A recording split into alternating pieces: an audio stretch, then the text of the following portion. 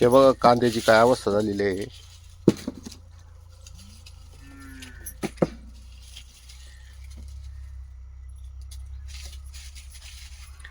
मग काल बच्चू साहेबांनी जे स्टेटमेंट केलं का ते चुकीचं आहे का?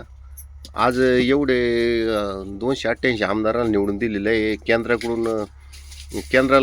केंद्राकडून बाजार हमी भाव तरी घ्यायचा, नाही तर एक्सपोर्टला परवानगी तरी द्यायची का? आता लोकांनी फुकट कांदा विकायचं काय?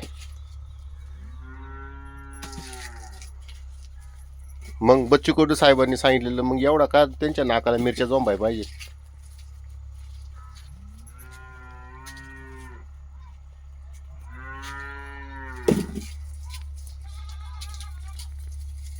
बघा